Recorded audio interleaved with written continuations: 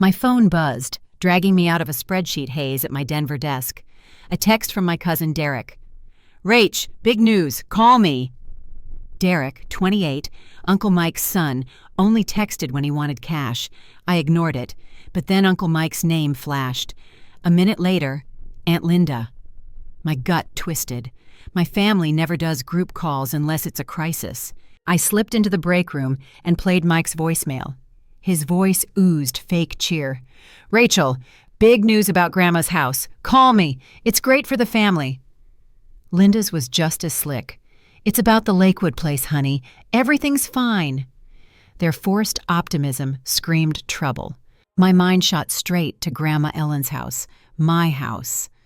A Lakewood bungalow, creaky porch, rose bushes she'd loved. She left it to me 2 years ago, her only gift, my future. I'd poured $12,000 into taxes and upkeep to honor her, and now they'd done something to it. I'm Rachel Thompson, 35, a CPA scraping by in a low-do apartment, grinding 50-hour weeks at a tech startup.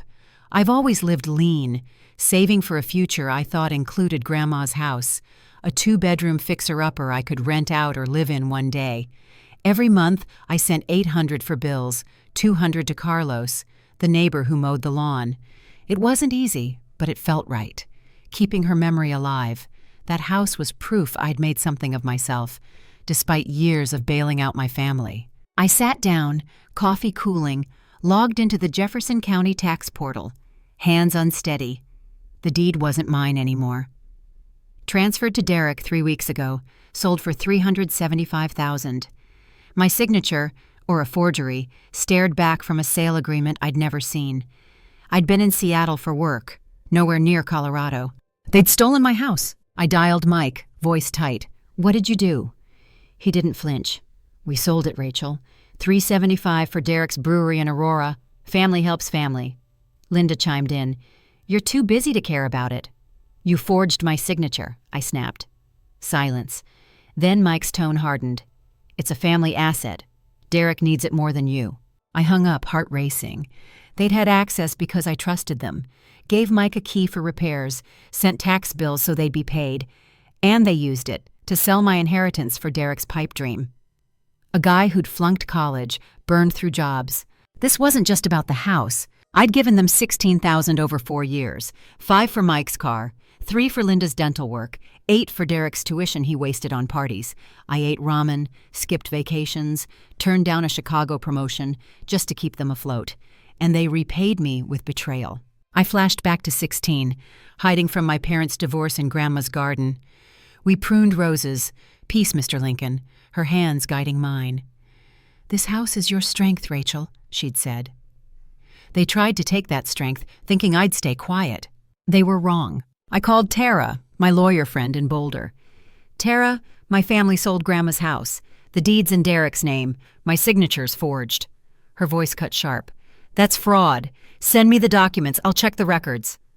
I forwarded the screenshots, hands shaking. Tara called back, grim. "The signature's fake, Rachel. The notary's a fraud too, invalid stamp. The title company messed up, but the sale's still in escrow. We can stop it."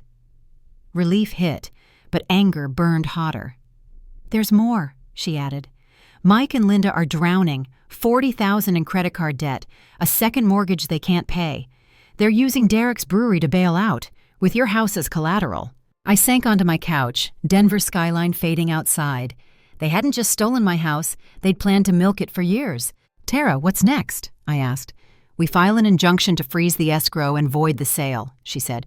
"But this is a felony. Mike, Linda, maybe Derek could face charges." I pictured Grandma's roses, her voice. "Stand tall." That house was proof I wasn't just their bank. "File it," I said. They should have thought twice before stealing my house. My phone buzzed again, another voicemail from Linda. I didn't play it. The fight was on, and I was done being their ATM. The Denver skyline was swallowed by dusk as I sat in my apartment, staring at my phone. Tara's words echoed in my head. Fraud, criminal charges, consequences. I'd told her to file the injunction, to stop the sale of Grandma Ellen's house before the escrow closed. But the weight of it all hadn't hit me. Until now.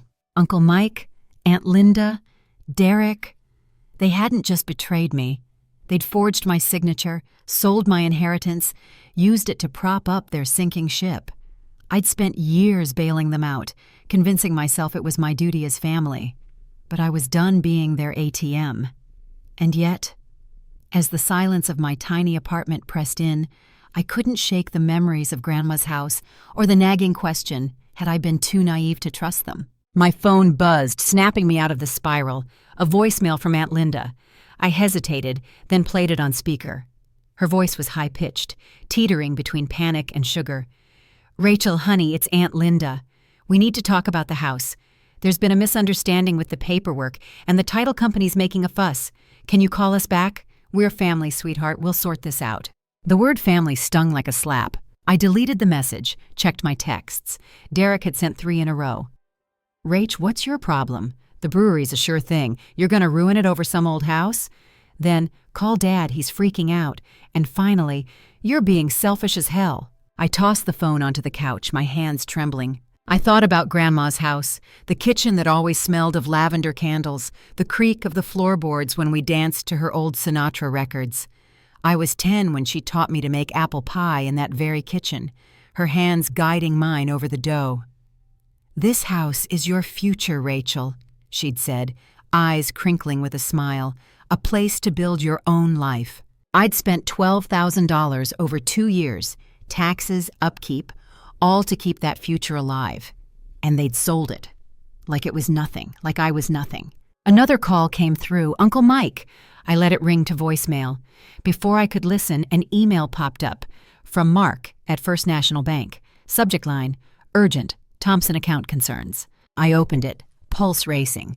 "Ms. Thompson, I'm a loan officer handling accounts related to your uncle, Michael Thompson. I shouldn't be contacting you directly, but I've noticed irregularities involving your name on loan applications tied to the Lakewood property.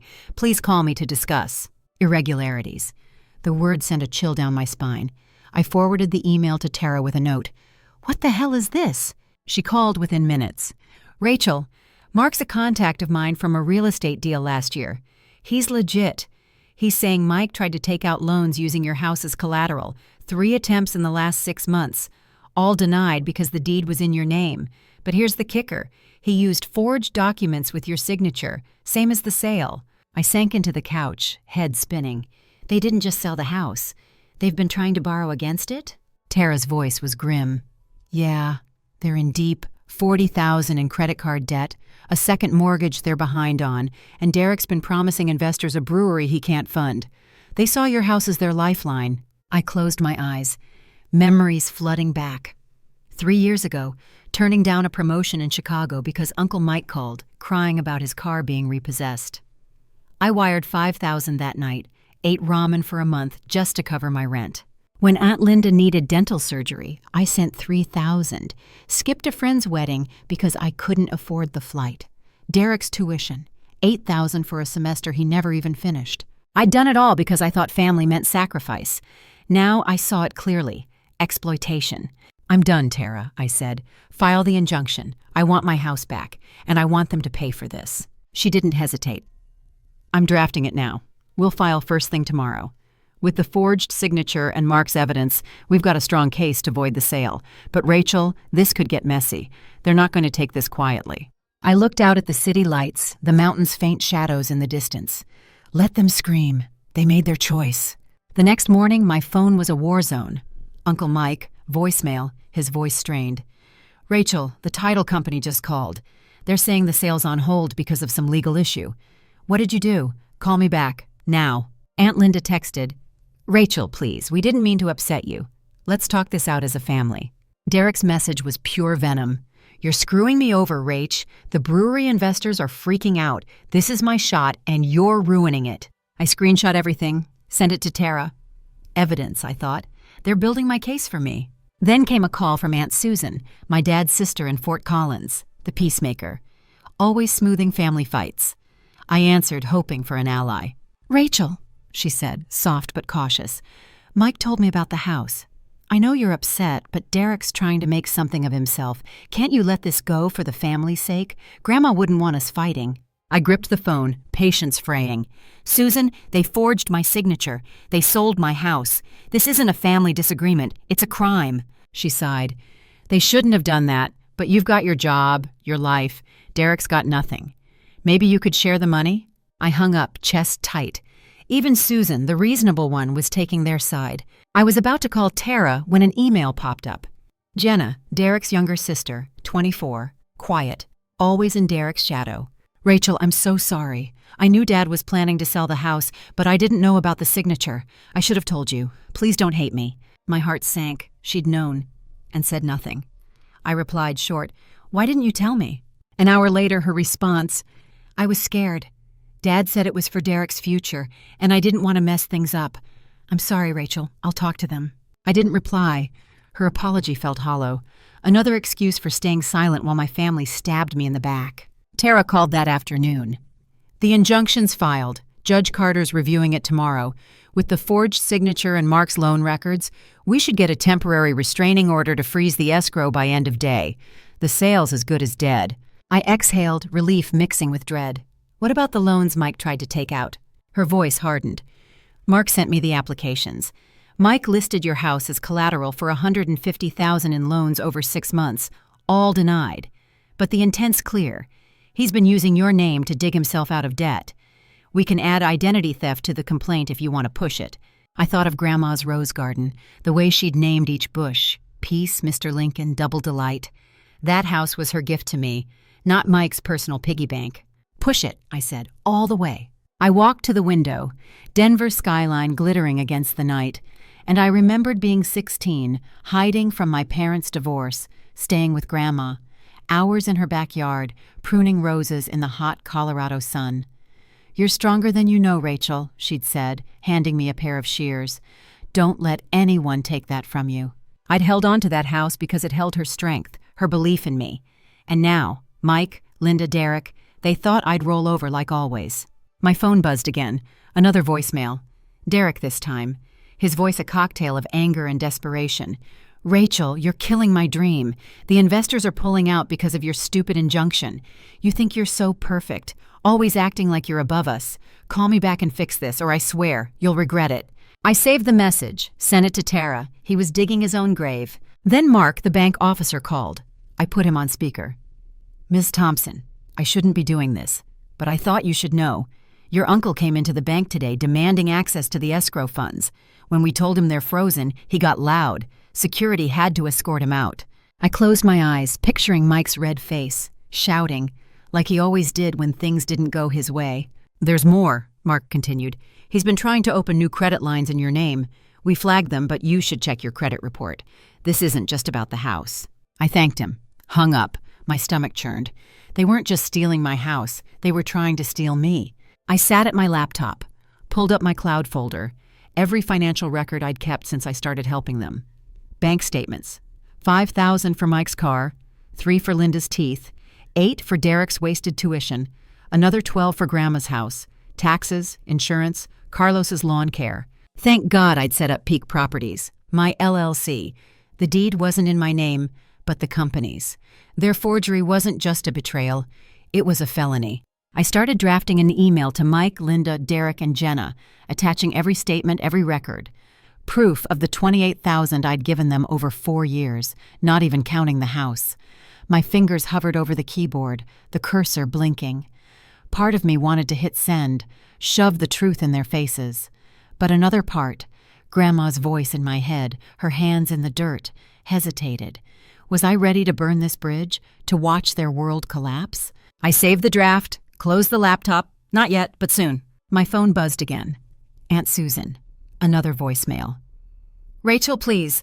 Mike's a mess, Linda's crying, and Derek's saying you're trying to ruin him. Can't we just talk? Family's supposed to stick together." I deleted it without listening to the rest. Family. They kept throwing that word around like it excused everything. But family doesn't forge your signature. Family doesn't sell your home. Family doesn't treat you like a bank and then cry when the vault locks shut. I looked out at the city, the lights blurring as my eyes stung. Grandma's house wasn't just a house. It was where I'd felt safe, where I dreamed of building a future. And they'd tried to take it, thinking I'd stay quiet, Keep paying. Keep being the good niece who never said no. They were wrong. The morning after Tara filed the injunction, my phone became a battlefield. Notifications piled up, voicemails, texts, emails, all from Uncle Mike, Aunt Linda, Derek, and even Jenna. Their tones shifted from defensive to desperate. I'd told Tara to push forward with the fraud complaint, to expose every loan application they'd tried to sneak through in my name. The evidence was airtight, forged signatures, shady notarization, a paper trail of their greed. But as I sat in my cramped, low-dew apartment, staring at the Denver skyline fading into dawn, I felt a strange mix of vindication and dread. I'd spent years propping up my family, believing it was my duty. Now, as their world unraveled, I wondered if I was ready for the fallout. My phone buzzed again. A voicemail from Uncle Mike, his voice cracking. "Rachel, the bank just called. The escrow account's frozen, and they're talking about a fraud investigation. What the hell did you do? Call me back, we can fix this." I deleted it without responding. Next was Aunt Linda, her usual sweetness replaced by panic. "Rachel, please, honey. The title company's saying the sale's void. Derek's investors are pulling out. You're tearing this family apart. Call us." Derek's text came through seconds later, all caps. "You're ruining my life. The brewery's dead because of you. Fix this now." I screenshot everything and sent it to Tara. Their desperation was building my case, brick by brick. I was about to mute my phone when a call came from Carlos, the neighbor who'd been mowing Grandma Ellen's lawn. I answered, expecting a check-in about the house. "Rachel," he said, his voice low, "you need to know what's going on around here. Word's spreading about the house. People in the neighborhood are talking. Mike was at the community center last night telling everyone you're trying to sabotage Derek's brewery out of jealousy." I gripped the phone, my jaw tightening. "What? He's spinning this on me?" Carlos sighed. "Yeah, he's saying you're hoarding Grandma's house for yourself, not sharing with family. But folks aren't buying it. They know you've been paying the taxes, keeping the place up. I told him what Mike did was wrong." I thanked Carlos and hung up, my mind racing. The Lakewood neighborhood was tight-knit. Block parties, HOA meetings, a Facebook group where everyone shared everything from lost dog flyers to gossip. If Mike was trying to paint me as the villain, he was playing a dangerous game. I checked the Lakewood Locals Facebook group and found a post from a woman named Karen, a friend of Aunt Linda's. "Shame on Rachel Thompson for trying to ruin her cousin's dream," it read. "That house was meant for family, not her personal piggy bank." The comments were a mixed bag. Some piled on. Typical greedy millennial sitting on property she doesn't even use. But others pushed back. "Wait, didn't Rachel inherit that house fair and square? I heard Mike sold it behind her back. That's not right." I screenshot the post and sent it to Tara. "They're trying to flip the narrative," I wrote. "Let them try," she replied. "The truth's on your side." Then came an email from Sophie, Derek's fiancée. I'd always liked her. She was a nurse, grounded, the kind of person who brought homemade cookies to family dinners. "Rachel," she wrote, "I'm so sorry. I had no idea what Derek and his parents were doing. They told me you agreed to sell the house for the brewery. I found out yesterday it was a lie.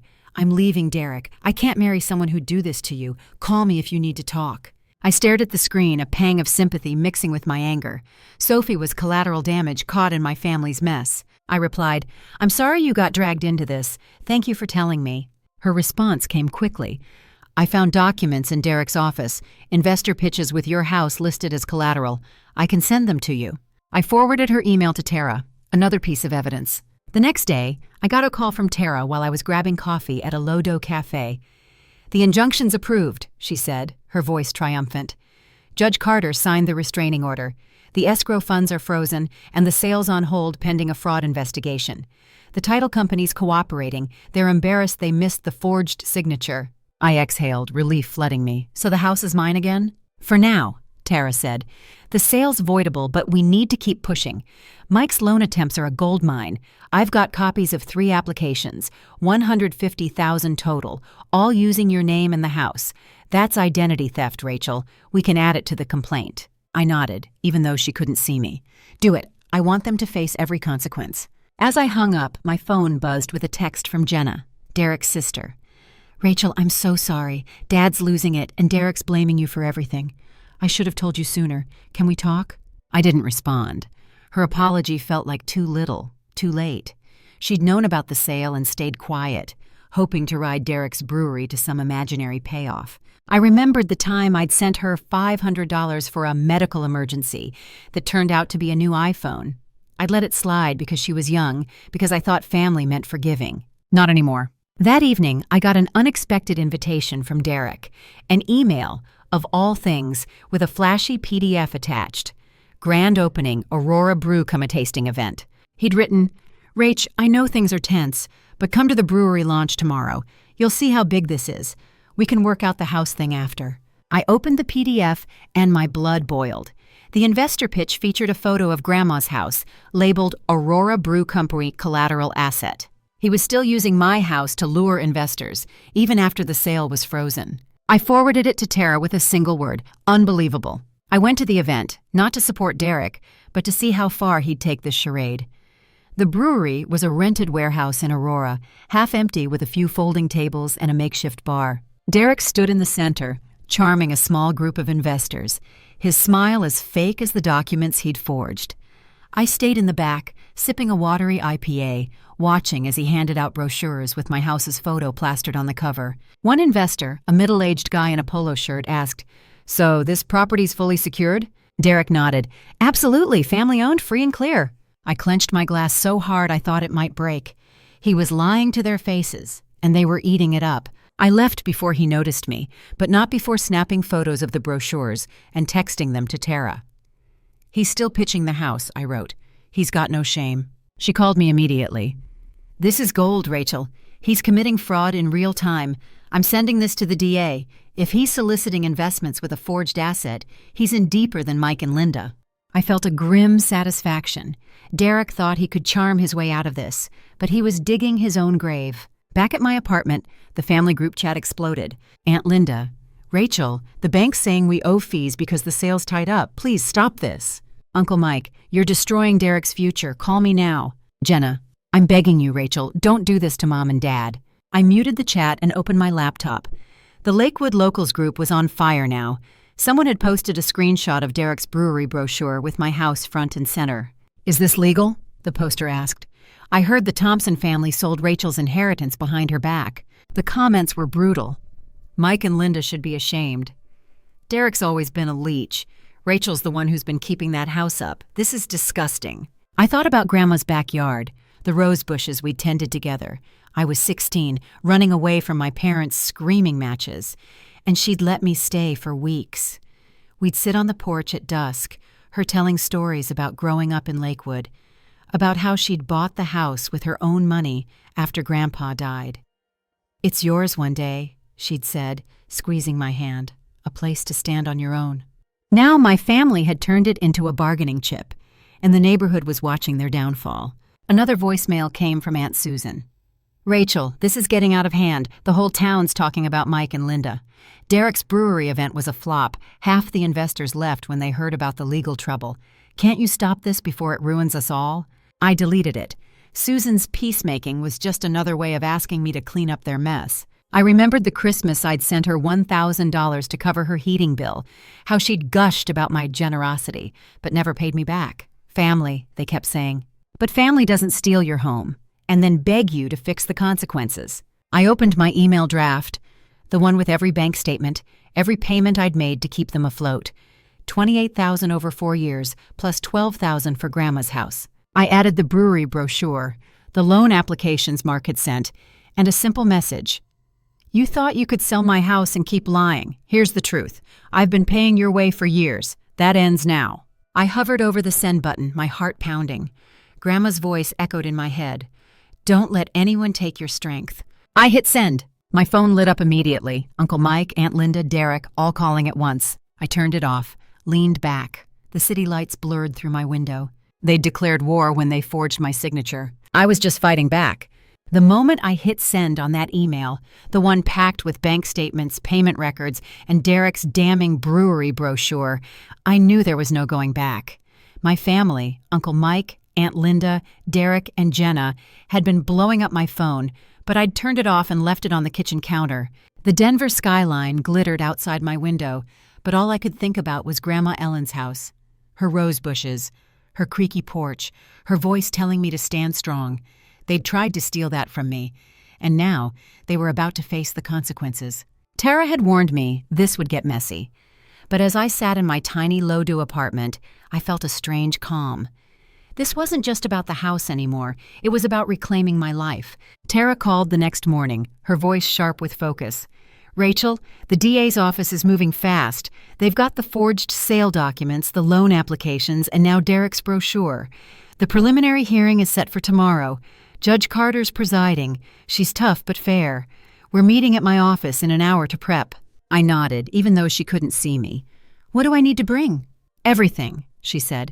"Every bank statement, every payment record, every text and voicemail. The more we show how much you've done for them, the worse their fraud looks." I opened my laptop, staring at the email I'd sent the night before. It was still there, delivered, red receipts ticking in one by one. They'd seen it. They knew I wasn't bluffing. I spent the morning pulling together every scrap of evidence. The $28,000 I'd sent to Mike, Linda, Derek, and even Aunt Susan over 4 years. Car payments, dental bills, tuition, heating bills. Another $12,000 for Grandma's house, taxes, insurance, Carlos's lawn care. I'd organized it all under Peak Properties LLC, a precaution that now felt like a lifeline. The forged deed transfer wasn't just against me, it was against my corporation, a felony with teeth. I printed the records, stacked them neatly, and headed to Tara's office in Boulder, my stomach churning with nerves and resolve. Tara's office was small, cluttered, with views of the Flatirons. She spread the documents across her desk, her eyes scanning each one. "This is a slam dunk," she said, tapping the forged sale agreement. "The notary stamps from a guy who lost his license last year. The title company's already admitting they screwed up. And Mike's loan applications? They're textbook identity theft." She looked up at me. "Rachel, if we push this, Mike and Linda could face jail time. Derek, too, if the DA ties him to the fraud." I thought about Grandma's kitchen, the way she'd taught me to roll pie dough, her hands steady and sure. "They sold her house," I said. "They used my name to borrow money they couldn't pay back. Push it." The preliminary hearing was held in a sterile courtroom in downtown Denver. I sat behind Tara, my hands clasped tightly in my lap as Uncle Mike and Aunt Linda shuffled in, looking like they hadn't slept in days. Derek was there too, slouched in the gallery, his usual swagger replaced by a scowl. The bailiff called the case. Judge Carter, a woman with steel-gray hair and a no-nonsense stare, took her seat. Tara presented our case, the forged signature, the invalid notary, the loan applications, and Derek's brewery brochure listing my house as collateral. She laid out my payments to the family, $40,000 total, meticulously documented. "Ms. Thompson has been financially supporting her family for years," Tara said, her voice steady. "They repaid her by stealing her inheritance." Uncle Mike's lawyer, a tired-looking man in a cheap suit, tried to spin it. "Your Honor, this is a family dispute, not a crime. My clients believe the house was a shared asset. Ms. Thompson's been absent, leaving them to manage the property. They acted in good faith." Judge Carter raised an eyebrow. "Good faith doesn't involve forging a signature, Mr. Reynolds, nor does it include attempting to secure loans with someone else's identity." The lawyer stammered, but Carter cut him off. "I've seen the evidence. The sale is voided, effective immediately. The escrow funds are frozen pending a full investigation. Ms. Thompson, your LLC retains ownership." I exhaled, relief washing over me. The house was mine again. But Tara wasn't done. "Your Honor, we request a fraud and identity theft investigation against Michael and Linda Thompson. The loan applications in Ms. Thompson's name constitute a pattern of criminal behavior." Judge Carter nodded. "Granted. The DA's office will take it from here. Preliminary charges will be filed by next week." Mike's face went pale. Linda let out a sob. Derek stood up in the gallery shouting, "This is bullshit! Rachel's lying to screw us over." The bailiff grabbed his arm, escorting him out as he yelled. I kept my eyes on the judge, my heart pounding, but steady. They'd brought this on themselves. After the hearing, Tara and I walked to a coffee shop across the street. "That went better than expected," she said, sipping an espresso. "The DA's got enough to charge Mike and Linda with fraud and identity theft. Derek's on thin ice. If they can prove he knew about the forgery, he's complicit." I stared into my latte, the foam swirling. "What happens next?" "Discovery phase," she said. We'll dig deeper into their finances. The DA's already pulling bank records, but Rachel, you need to be ready. They're going to fight dirty." I nodded, thinking about the email I'd sent. I'd shown them my cards. Now it was their move. When I got home, my phone was a war zone again. A voicemail from Aunt Linda, her voice trembling. "Rachel, how could you do this? We're facing jail time. We're going to lose our house. Please, drop the charges." Uncle Mike's message was angrier. "You're a disgrace to this family. Grandma would be ashamed of you." Derek's text was a string of curses, ending with, "You're dead to me." Jenna's was quieter. "Rachel, I know I messed up, but please don't let Mom and Dad go to jail. I'll do anything." I saved everything for Tara, but I didn't respond. Their words were just noise now. Then came a call from Aunt Susan. I almost didn't answer, but curiosity got the better of me. "Rachel," she said, her voice heavy.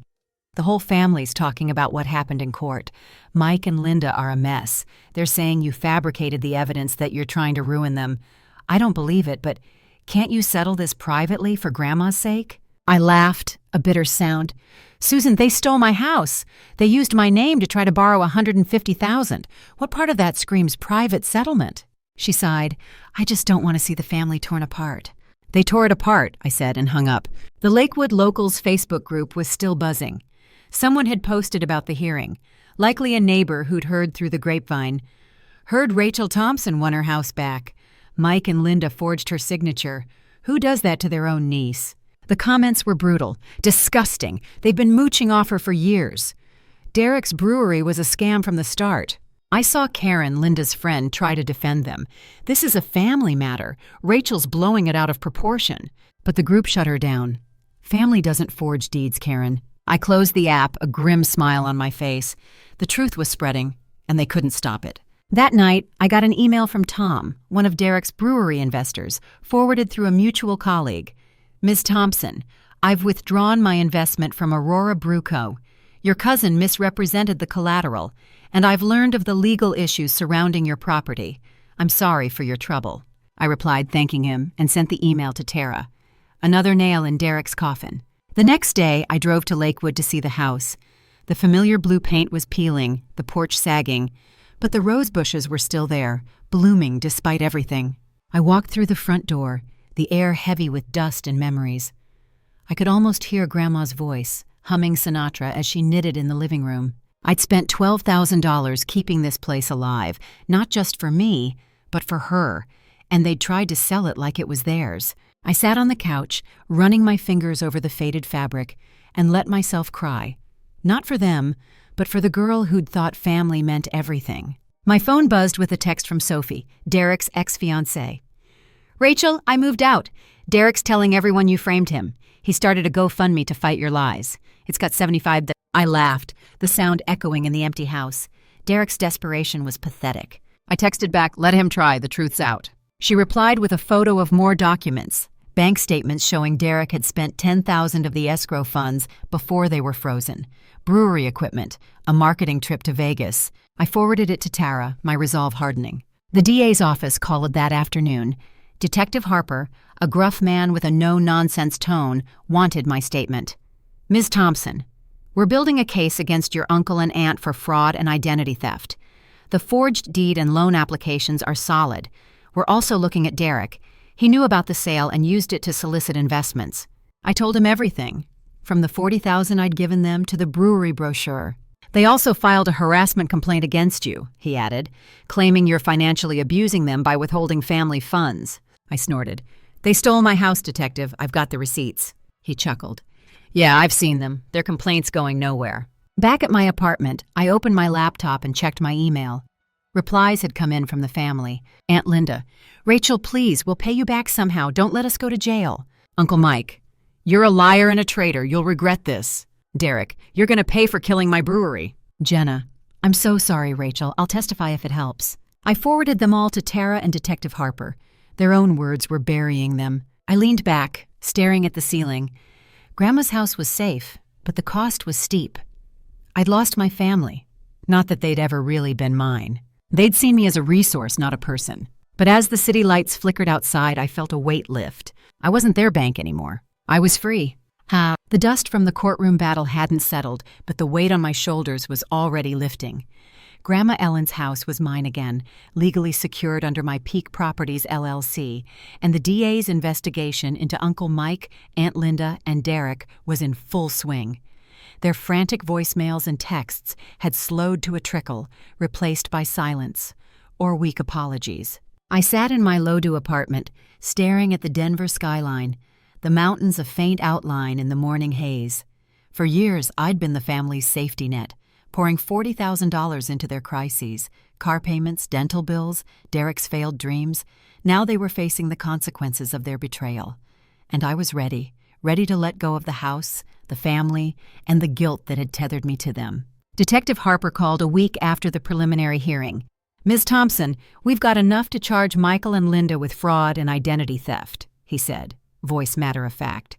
"The forged deed and loan applications are airtight. Michael's facing up to 3 years. Linda, probably 2, given her lesser role. Derek's being charged with conspiracy. He knew about the forgery and used it to solicit investors." I leaned against my kitchen counter, the phone heavy in my hand. "What about their finances?" Harper sighed. "Their house is in foreclosure. They missed mortgage payments for months, banking on your house's sale to cover it. The brewery's dead. Investors pulled out after the fraud came to light." I nodded, unsurprised. "And their harassment complaint against me?" He chuckled. "Dismissed. The judge saw through it. You're in the clear." I thanked him and hung up, my eyes drifting to a photo of Grandma Ellen on my fridge, her smile warm against the backdrop of her rose garden. I'd spent $12,000 keeping her house alive, not just for me, but for her memory. But now, every creak of that porch, every petal in that garden, carried the sting of my family's betrayal. I didn't want to live there anymore. It wasn't home, it was a battleground. That afternoon, I drove to Lakewood for one last visit. The Craftsman bungalow looked smaller somehow, its faded blue paint peeling under the October sun. I walked through the front door, the familiar smell of dust and lavender hitting me like a wave. The living room was unchanged. Grandma's old knitting basket in the corner, her photos still on the mantel. I sat on the couch, fingers running over the worn fabric, and remembered the summer I was 16, hiding from my parents' divorce. Grandma had let me stay for weeks, teaching me to prune roses, telling me stories about her life in Lakewood. "This house is your strength, Rachel," she'd said, her hands rough from years of work. "Don't let anyone take it from you." I'd held on to that. But now I saw the truth.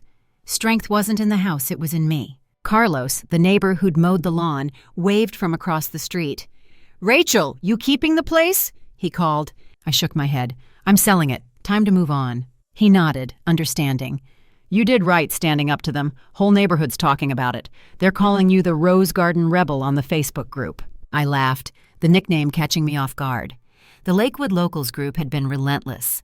Posts about Mike and Linda's fraud, Derek's failed brewery, even a meme of his GoFundMe, which had stalled at $75. Karen, Linda's friend, had gone quiet after her defense posts were drowned out by neighbors siding with me.